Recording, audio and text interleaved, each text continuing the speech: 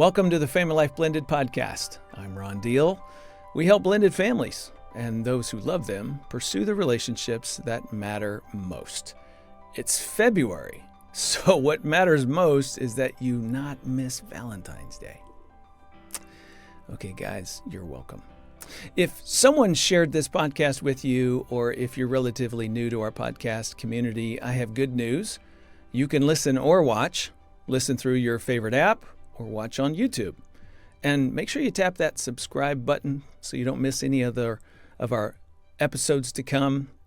And don't forget to scroll back through the previous 182 episodes because there's a ton of free practical content just waiting for you.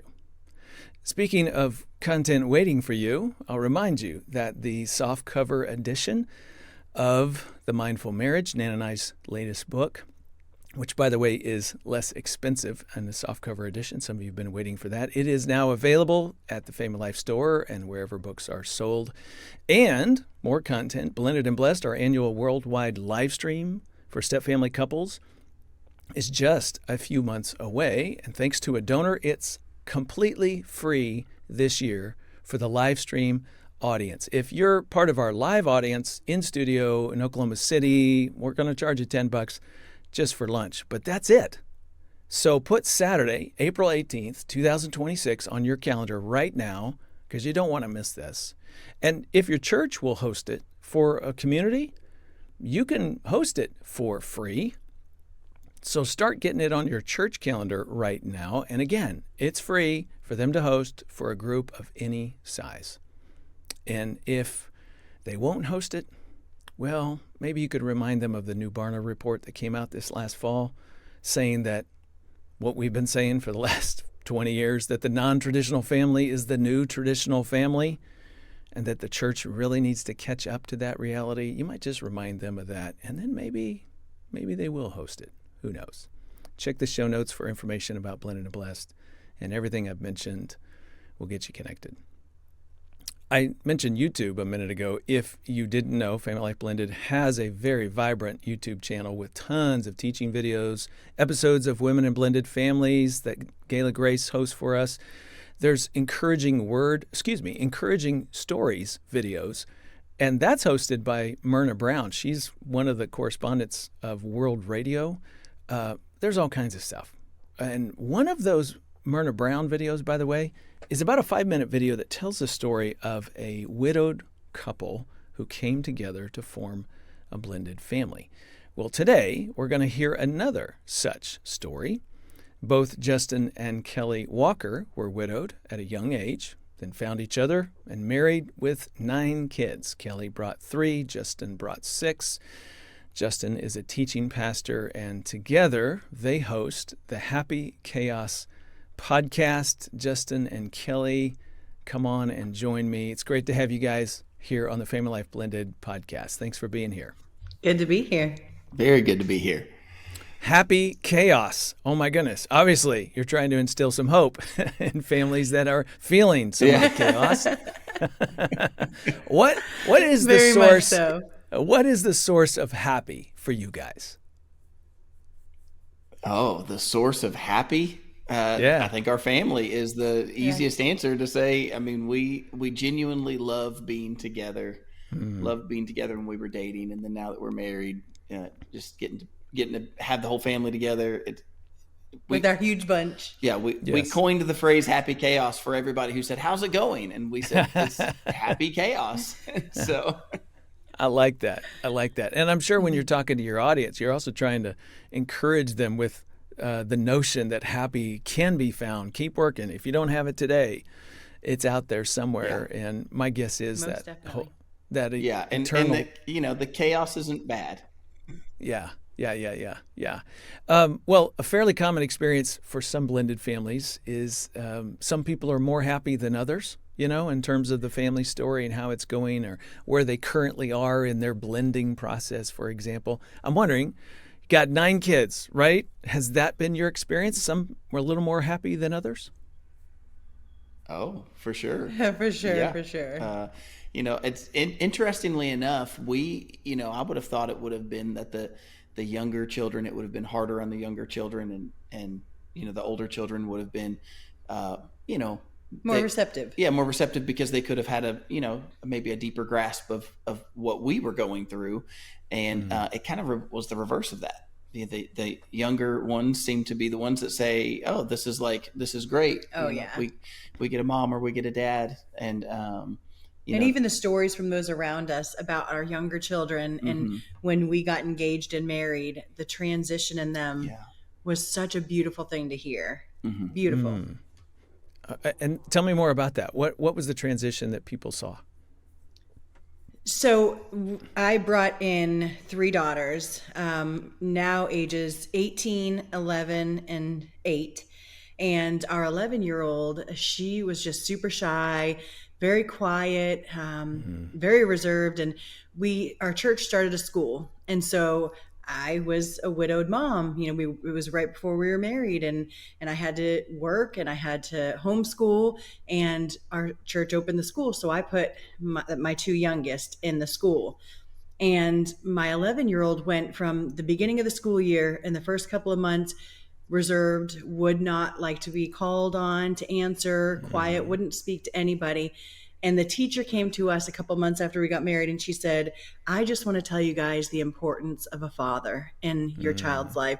She said, "The day you proposed to Kelly, Sophia, our 11-year-old, totally different child, blossomed. She raised her hand to answer questions. She started writing these sweet stories and asking if she could read them in front of the class. I mean, a total transition." And then her Sunday school teacher just said that we went out to dinner with them, and she just told us the very same thing. She said, and they were crying, and they're like, "You don't understand. We saw this girl who was, you could tell, hurting and quiet and reserved and didn't want to speak to anybody, to a totally different girl who just lights up and is just so joyous."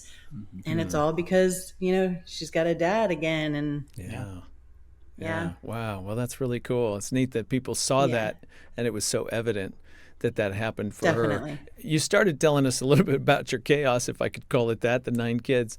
Tell us about the other 6, and just tell us a little bit about them when you came together, and a little bit of how they're doing now. Sure.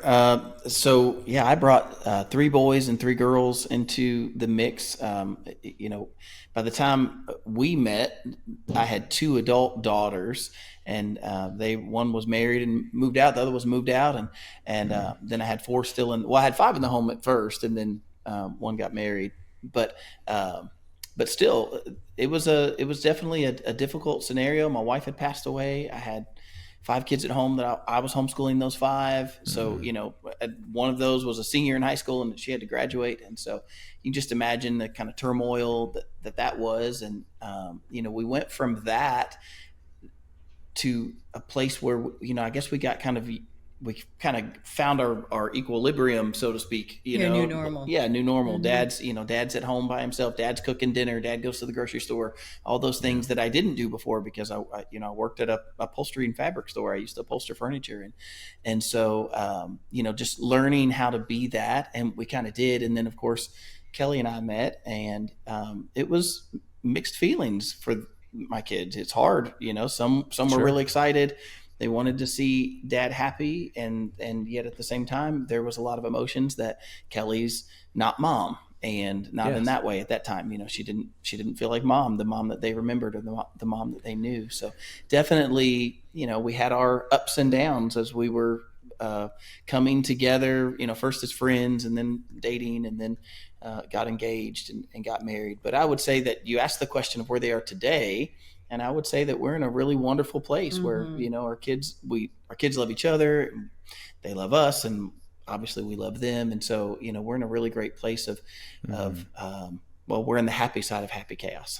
So, it's enjoyable to be together and to be able to do those, nuclear family things where we have dinners together, and we celebrate holidays together, and we do things together. And even, we're working on trying to get a vacation together. We'll see if we can make that happen.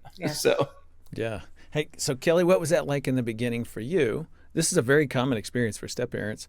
One or more of the kids kind of just says, I'm going to hold back myself and not necessarily open myself right up to you immediately. Do you remember what that felt like for you, and what did you struggle with there?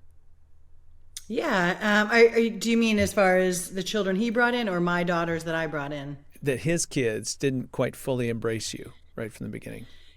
It was a learning process for me. It was a lot of prayer, Mm-hmm. a lot of crying out to the Lord. Am I doing the right thing? Am I moving in the right direction? And I think I could offer a lot of grace though, because we were widowed at the same time, and so I think that I could, for the most part, put myself in his children's shoes Mm-hmm.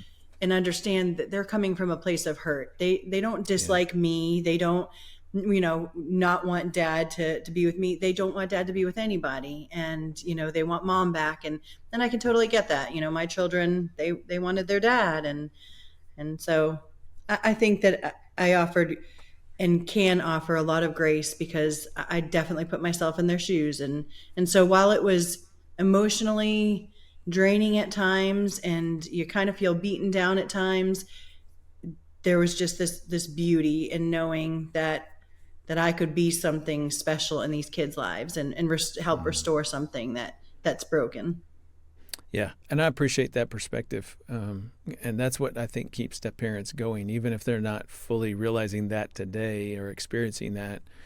That they are holding on to the hope that they're just going to be a a parental figure in this kid's lives to whatever degree the kids will allow them into their hearts, but eventually someday it's going to materialize into something.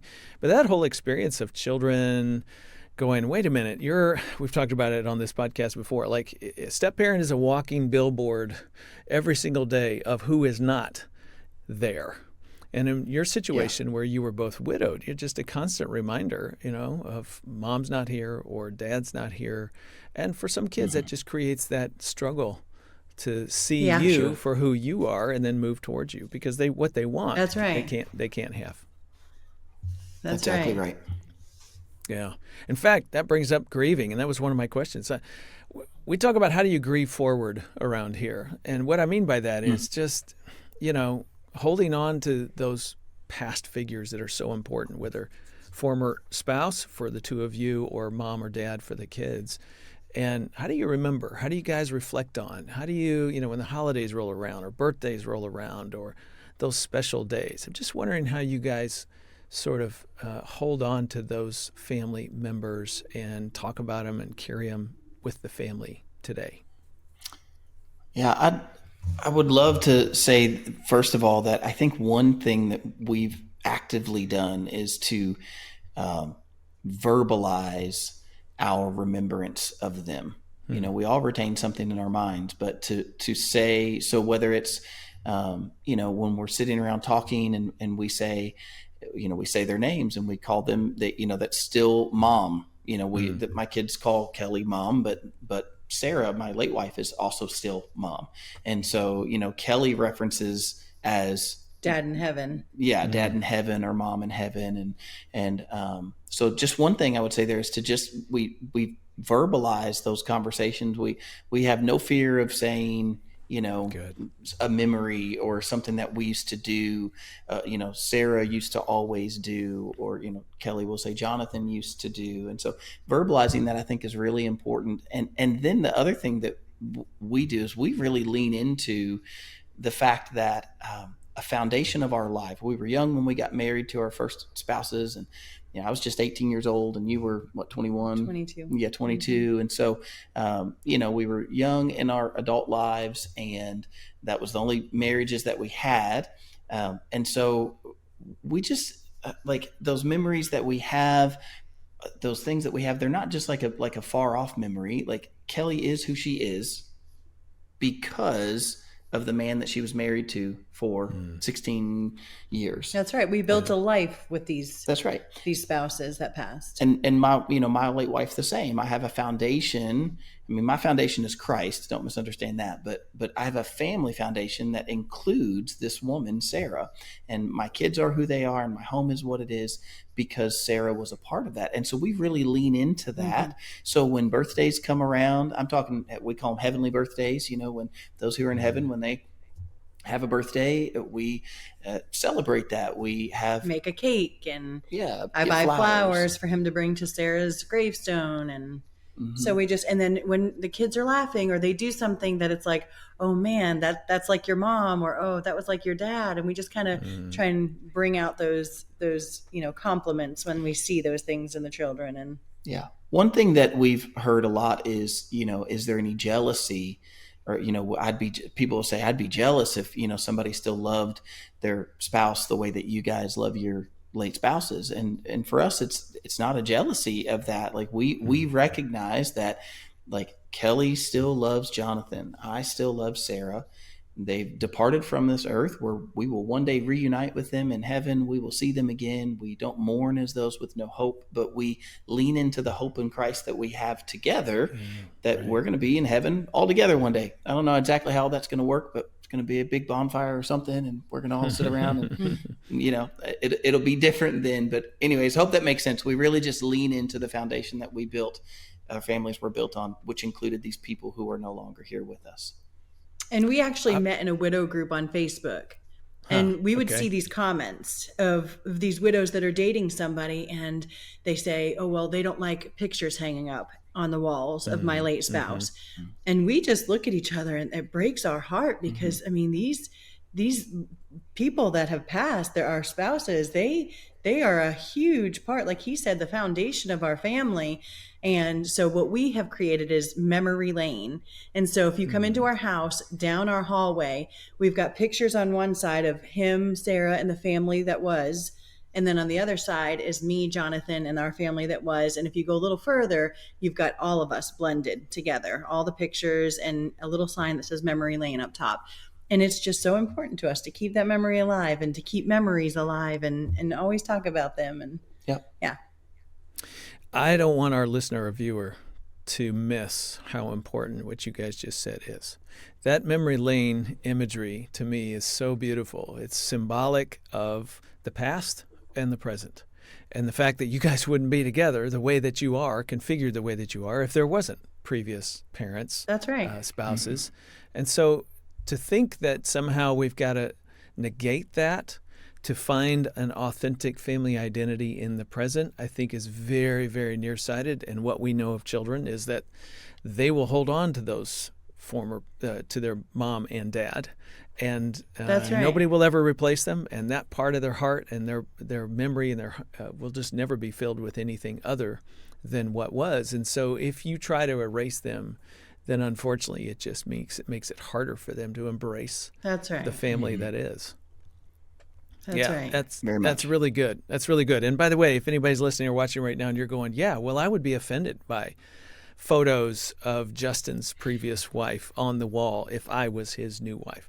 Well, then I want to invite you to wrestle with why you would be offended. What is it that challenges in you as a person that makes you feel less than based on those photos? Because that thing, by the way, even if the photos were taken down, that thing in you is not going to go away. You're going to constantly feel like you're second or something, and you're never really going to settle into your place within the family. I'm curious. You guys have a reaction? Yeah.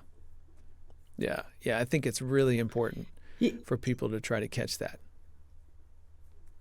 Yeah, I agree. And I always tell people usually ask me, because he preaches every Sunday, every Wednesday, and he'll tell these stories about Sarah. And I have people come to me almost every week, and they're like, that would make me super jealous. Are you jealous? And I'm like, no, like I told him from day one, I'm sharing his heart. I'm sharing his heart with Sarah, and I have no problem with that. I shouldn't have a problem with that. That was, he has kids with Sarah and this whole life before me. And I would hate for somebody to ask me to forget Jonathan because they feel jealous or they feel, I don't know, a certain way. He's such a huge part of me, and Sarah's a huge part of him. So, yeah. I met a guy one time that he had a miniature Waffle House in his pole barn. And he takes me up to it. He shows me this, and he tells me that he was a franchise owner of Waffle Houses, and he had owned a lot of Waffle Houses. And he said, Waffle House did me very well. That's what he said. And obviously he did. I mean, he has, big place. And built a miniature Waffle House in his place. And he said, Waffle House did me very well. And he just loved, I mean, he gave me like a Waffle House koozie and keychains and all kinds of Waffle House memorabilia. And he was so like happy to share his like Waffle House experience with me, because that had made him who he was. And I think I kind of picture our lives like that. You know, we are who we are, those good things that happened. Yet she had a good marriage. And so her daughters came in with a memory of a good dad That's that loved right. them, and you know, we had a good marriage. So we want to celebrate that, and we want to triumph that we had together. Not try to, as you said, I like the word that you used, to try to erase it. That's You right. can't erase it anyways. You could try to maybe ignore it, but I think then Right, it's going to right. bubble up. It's going to bubble up anyways. Kelly, here's sort of a related question. I know your husband died of cancer, if I have the story correct, and he suffered for an extended period of time. That's got to leave a little residue on your heart, on your kid's heart. Just that whole suffering piece is so difficult. Does that show up from time to time? Oh, definitely. I think that I don't see how it couldn't show up from time to time. You know, I think that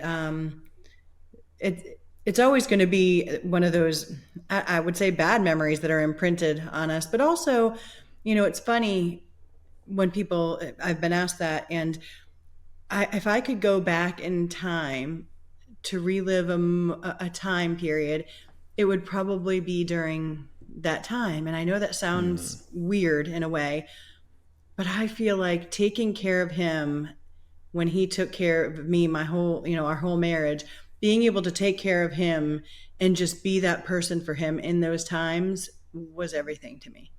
That seems very sweet in you, Kelly, that it's something you carry and, um, is sort of a part of the preciousness of that relationship.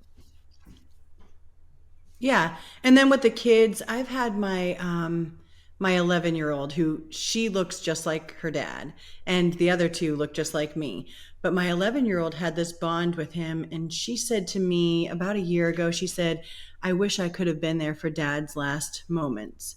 I sent them to go stay with their grandmother for the last 3 days. I knew that it was coming to an end, and I didn't want them to see that. I couldn't even tell them that he was dying. I just said, "Say goodbye to daddy and give him love." And I sent them to grandma's, and she said to me, "I wish I could have been there." And I just looked at her and I said, "You wouldn't have wanted to be there for those moments, you know." Like, I have pictures and stuff of her putting on little fake stethoscope and you know, checking his heart and stuff when he was laying in his hospital bed. And I think those memories are hard enough, but there was also a sweetness to it that she was taking care of him in her eyes, and you know, being that motherly loving figure to him at the time. And so I mean, that's all I could say to her is you wouldn't have wanted to be there for those times. I think that would have left a much harder mark on her and on them. Well, Justin, do you have any perspective about that, just on the receiving end of it? Now that you've married in and you can come close to that in terms of you hear the stories. I'm just wondering how it impacts you. Oh yeah, we have a sympathy for each other, and I think we have a sympathy for our children. All we like to say, don't compare suffering. Our suffering as husband and wife that lost spouses and then even have come together. So the suffering portion, and also the reuniting that the Lord's doing. All of those have their own component pieces, and our children have suffered in a way, they grieve in a way that we don't fully understand, because I didn't lose my mom, or in their case, their dad. I didn't lose a parent when I was 10 years old or 8 years old. I'm sure that carries its own emotional weight that I probably don't fully understand. I only have a picture from the outside, but I do think that we get a chance to sympathize with each other and empathize with each other, where we say, okay, I may not fully understand all of what your emotions are or why they are, but I can recognize that you've gone through tragedy, you've gone through something hard. And so there are just things, I think, that maybe even triggers to say that you don't maybe necessarily realize until they happen. I know for me, for a good while, and here I am a pastor, and, going into hospitals was really tough for a good year and a half. It was really difficult for me to go into a hospital. And, same thing with funerals. The church was growing, and then there were funerals that needed to happen, and people wanted me to come do the funeral, and I just couldn't. Like, I didn't want to do a funeral. I needed to, have a little separation from that. And I only say that as an example to say, when I see some of those things in our children, that we need to pull back and say, okay, this might be a trigger for them, or they might even verbalize that it's there's a triggering thing for them. And then I think we get to sympathize with that, and instead of, I don't know, kind of putting our foot down and saying this is what it has to be, we can kind of pull back. Right. Man, this is so important. Again, I want to say to our listener or viewer, this is grieving forward. When you stumble upon something that triggers hard within one of the children, you slow down, you back up, you put on compassion rather than trying to move into control. It's okay, we need to steer around this right now. We'll loop back later and process and try to help that child wrestle with whatever that thing was. But we've all learned something along the way. And that's so important, to not assume grief is over. It's not over. It's just now a part of what we're building and creating together. That's right. Yeah, I love that line. Grief's not over. Mm-hmm. It is a part of who even the grieving part. I think what Kelly said earlier, I would add to that I think even the end of life, even the end of someone's life, is still a part of their life, and it's shaped who we are. So even that portion that was really hard, and it's the most difficult thing I've ever been through. I think you would agree with me. Most difficult thing that you've ever been through, but yet it was still a part of who they were, and the life that we shared with them, and what built us into who we are today. I can say that my perspective of life is completely different after losing my wife. Yeah. And it's a hard reality. It's a hard part of reality, but the Lord is good, and He does what He promised that He would do. Nobody likes the pruning, nobody likes those things, but the Lord's using that to bear fruit in us and to do a new work in us. And so that's a really special place to be, to say, okay, the Lord took what the enemy would have meant for evil, or, even what we might try to, go off the deep end, and he leaves the 99 and He comes after the one, and then He reshapes it and makes it into testimony and uses it. So. Yeah, that's really good. That's really good. I'm just sitting here reflecting on some feedback that we've had from people through the years. Not all step families are created the same. We did the math, 67 different potential step family configurations. You guys are one of them. One of the ones we end up talking about the most are, it just seems like a lot of conversation, because most people in blended families, there's a divorce somewhere in the background. And so to have two widowed partners who then find each other and form a blended family is a little unique, although not terribly unique. And I constantly emphasize to people who read our materials, watch our videos, everything we talk about applies to all kinds of blended families. We try to talk about what's common or similar. But there are some uniquenesses. When you're widowed, you don't get a break from the kids, right? I mean, you got them 24/7. And somebody who's been divorced frequently has a weekend or 4 or 5 days in a row where the children are in another place, and there's sort of natural breaks in the family's existence, and new couples in blended families get a break. They get 3 nights just to themselves sometimes. But that's not always true for every person when there's divorce. Sometimes they both brought kids, and your kids are gone, but my kids are here. And then my kids are gone, but there's all kinds of different scenarios that people find themselves in. And my guess is, doing your podcast and just in ministry and interacting with different people with different blended family stories, you may have noticed that your family is similar in some ways, but different in others. I'm curious, does anything just come to mind? Yeah, we've noticed we're different this way, or we're similar this way. One thing that I would say is before we remarried, an interesting part about widowhood versus divorce, and a difference there is, I used to tell people, they would say, well, you as a single parent, and I would say, well, I'm not exactly a single parent, I'm a solo parent. There's a difference in a single parent and a solo parent. Solo parent means, and I think there's some in divorce situations, abandonment situations, that I've totally seen where, somebody has the children and they also are solo parenting. But I do think that there's a difference. Like you said, there's a break sometimes, but when you're a solo parent, no break. You know, No there's break. zero break that you get. You are parent 24/7.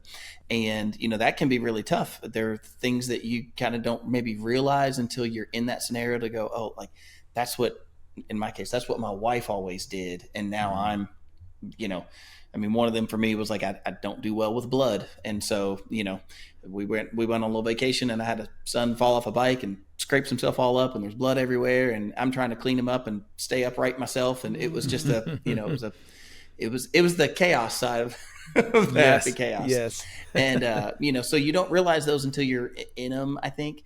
But I think once you find a rhythm now that we're in a relationship and we begin to find that rhythm, I do think that there have been things that we've been able to relate to, even with people who've maybe been divorced or who were divorced years ago.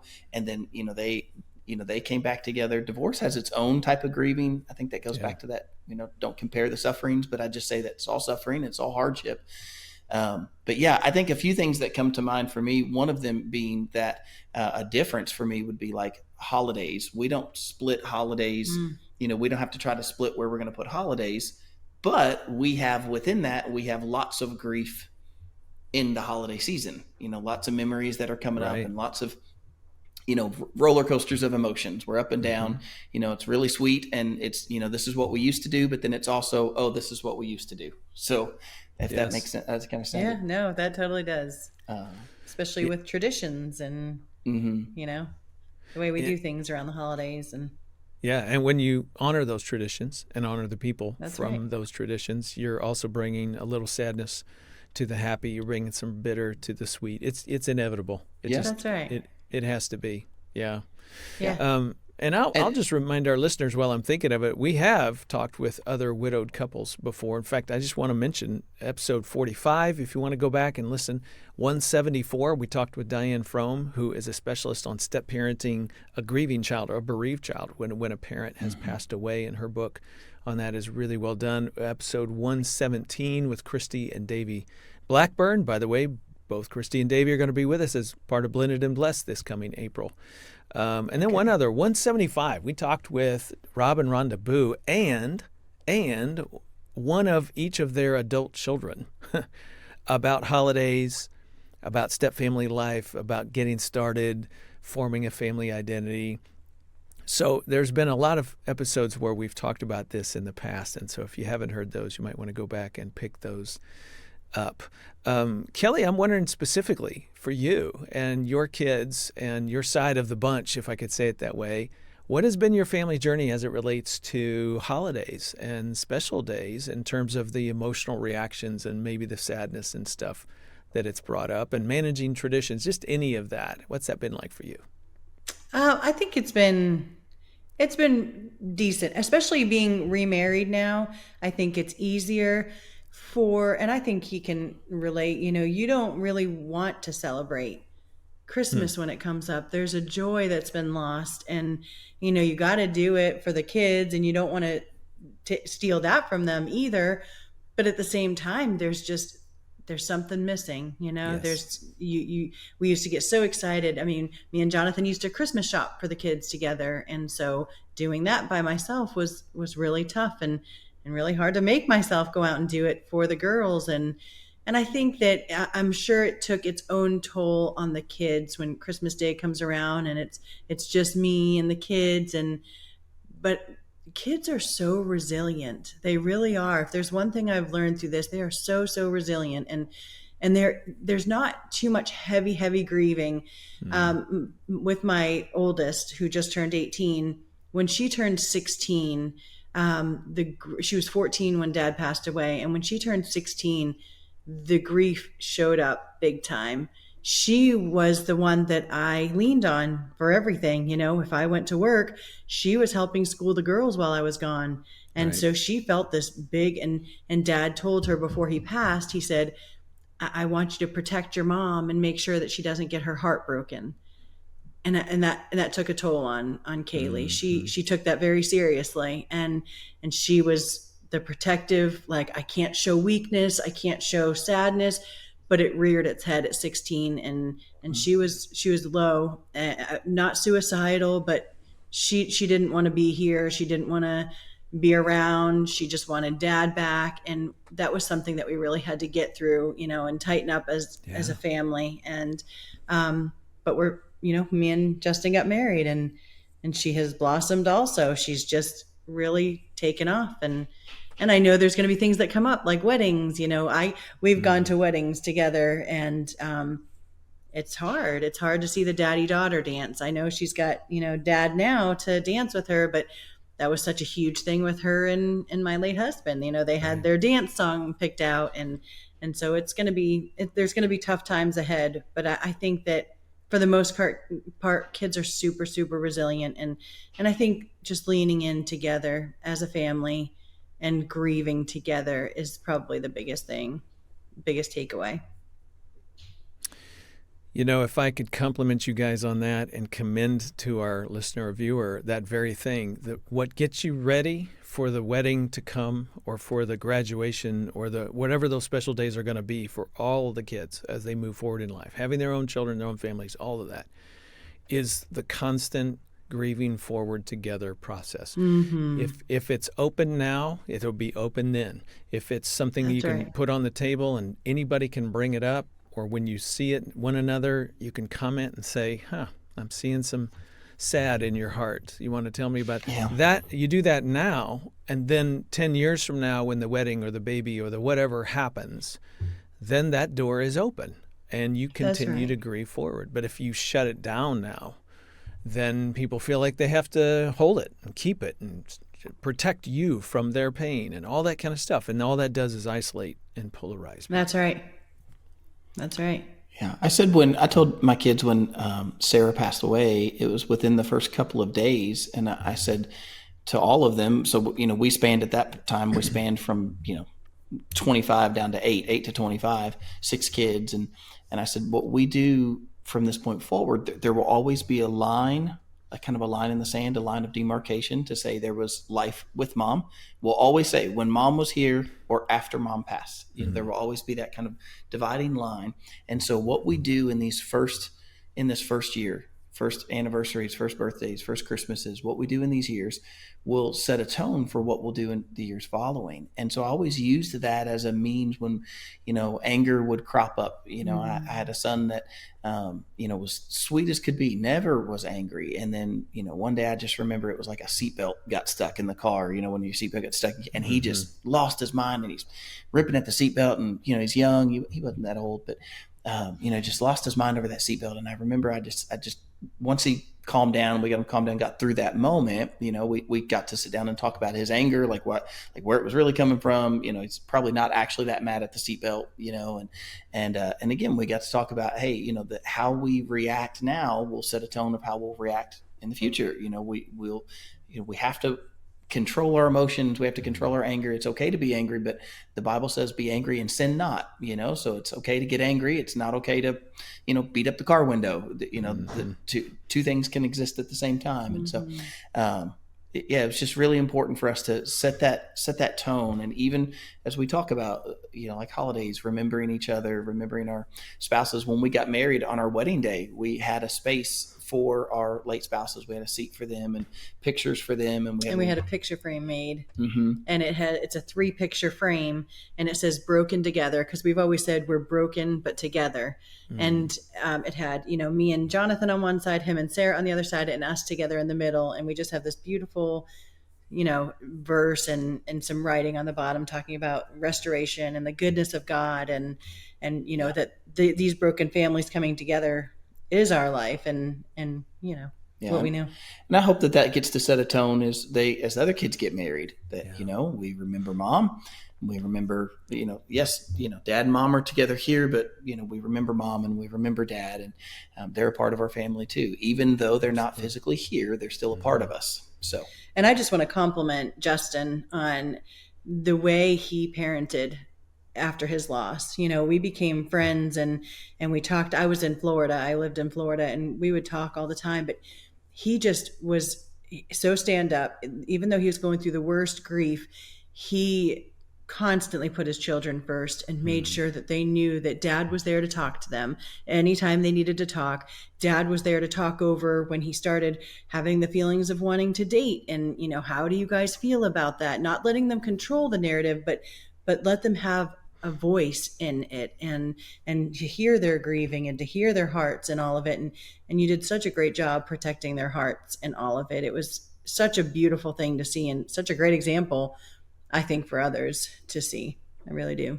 Yeah, boy, would I compliment that. Sounds like something I recommended in my book, Dating and the Single Parent.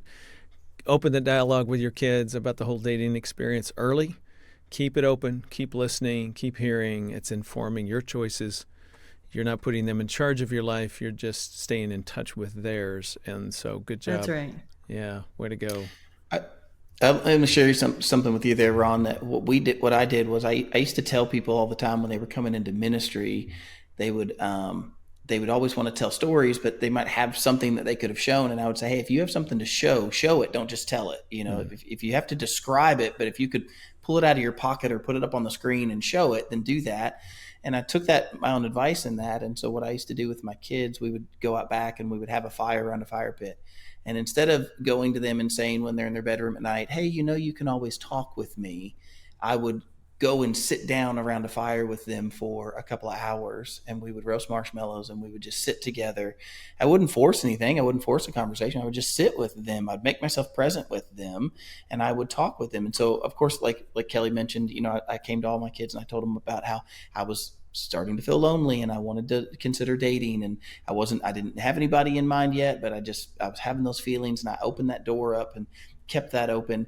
And then, here we are one night, we all went out and sat around the fire, and sure enough, we get 45 minutes in or whatever it is, maybe 30 minutes in, and we're just sitting around the fire roasting marshmallows, and then somebody brings it up because they're having emotions about it. But if you're just constantly saying, you can talk with me, but you're not showing them that they can talk with you, then maybe they don't feel so open. So I just always tried to show them that, whether it was board games or sit around the fire or whatever, like, you can come talk with me. I'm available to talk to. I'm not saying that was perfect. I'm sure they probably still had some stuff inside that they didn't get out, but at least they had an opportunity to get it out. That's great. Let's turn the corner. Let's talk about stop and start for a second. I'm just curious. Sometimes I ask folks, just reflect back on your journey together. What are the things you've learned to stop doing? And what are the things you've had to learn to start do? And this is related to anything, not just grief, but the whole blended family journey experience, bonding, new rules, parenting together, strengthening your marriage in the midst of the family journey, all that kind of stuff. What have you learned to stop doing? And what have you learned to start doing? I would say that I am a student, because I am in the process of learning how not to not necessarily compare, but feel like there's a comparison, or like, I see the way you're doing that with the kids you brought in, and I see the way you're doing it with the girls that I brought in, and I'm trying not to look at things that way. And I think that's a weak spot for me. I definitely look at it, one way, and I try not to let the devil, get a hold of the enemy, get a hold of my mind. And I think that's something that is probably one of my biggest struggles. It's good. It's good. Yeah. You got anything, Justin, that comes to mind? Well, since you went on a stop, there's probably lots of things, but I'll go with the start. Okay. So I had a little joke for a while. My late wife, she was very stoic is too strong of a word, but she just wasn't super emotional, and wasn't lovey-dovey in that way. I love. She was cut to the chase. Yeah, she was cut to the straight to the point. You're just very straight to the point woman, and my kids reflected that, and my own life reflected that. And then I married Kelly, and she has 3 girls. And just a little visual perspective, my 2 oldest daughters, they were moved out. And so I had 1 daughter at home, and then 3 boys at home, and myself at home. And the dogs were boys. This poor girl was surrounded by all boys. Gotcha. And so then, I meet Kelly, and then we get engaged and we start moving the girls in. We moved the girls in. Kelly didn't move in until after we were married, obviously, but it was a few weeks before we started like moving the girls' stuff over here and getting them, getting their rooms, them trying to the house. And I had this little stint that I said it was pretty much every day that I made a girl cry, and I didn't mean to. I just was so straight to the point. And we're very emotional girls. Right. And then, what I thought stopping, to use your verbiage, I would have thought like to stop would have helped, but many times that made it worse. And I really just had to learn how to, I had to learn how to speak a little softer, and not like I was trying to be rough. I'm just really straightforward. Like, this is what has to be done, or that's what has to be done. And there were 4 girls that were in a house together, and they were emotional, and we just weren't. Our family wasn't emotional, and you all were. Yeah. And so I've had to learn to start being a little softer with my direction, if it's, whether it's, brush your teeth or clean your room, or this is what we have to do, or even if it is you're in trouble, or, you've done something wrong, I just have to be softer with my direction. And I think we've done good. We've rounded a corner. I think we've been a few months without me making. Well, now that you said that, you'll have some girls crying today. Man, that is so very good. So very good. Love that self-reflection and awareness and looking at what's unique or different. You're still bringing, I used to say yellow and green, makes blue. Your usness is blue with one spouse. And then you marry somebody else and yellow, you're still yellow. But now you married red. So guess what? Your us is orange. And the same thing applies with children. There's a new dynamic there, and it needs to take on a different hue. And That's right. great self-awareness to make those shifts. And it's just another illustration of how relationships make us wrestle with who we are and how we are, so that we can love more deeply and love the people that we're in relationship with. And it always takes sacrifice and learning and growing. That's good. Yeah. Wow. Yeah. I always tell, in premarital counseling, I always tell these young couples, I say, you do realize the promise that you're making. You could swipe away the better, the richer, the healthy. You could swipe those things away. Nobody ever gets divorced because there's somebody they're too happy, too healthy, too wealthy. I just never know. But it's like, he's got too much money. I can't be with him. Yeah. So what you're really promising is, no matter how poor they are, no matter how bad it gets, no matter how hard it gets, no matter how unhealthy they are, how sick they get, you'll stick with them. And I think that's just such a picture of love, is to, when you said that there's always going to be a sacrifice, because that's what love is. If there's no sacrifice, then it's not really love. It might be infatuation, it might be something you like, but if you love something, then you're willing to sacrifice for it. And so that's going to come with changes. And that's what we see in our relationship. We have to make changes because we want to be together, because we love each other. Then we're willing to make those changes to make that happen. That's right. So. And I think that's our mic drop. Justin, Kelly, thank you so much for being with me today. I appreciate it very much. Thank you so much for having us. Thanks for being here. If you want to learn more about the Happy Chaos podcast, just check out the show notes. We're going to get you connected to them and what they're doing. In case you're wondering, yes, FamilyLife is a donor-supported ministry. All gifts are tax deductible, and we really, really appreciate it. In addition to Blended and Blessed, April 18th, Nan and I will be doing a number of mindful marriage conferences this spring. I'll be doing a Step Family Conference in Orange County later this month. Listen, folks, go to our searchable map. You can find that and so much more. Take a look, find out what's around you. We want to get you connected to good resources. Okay, next time on Family Life Blended, I'm talking with author Arlene Pellicane about kids, tech, phones, and screens. It was a great conversation. You do not want to miss that next time on Family Life Blended. I'm Ron Deal. Thanks for listening or watching, and thank you to our production team and donors who make this podcast possible. Family Life Blended is part of the Family Life Podcast Network, helping you pursue the relationships that matter most.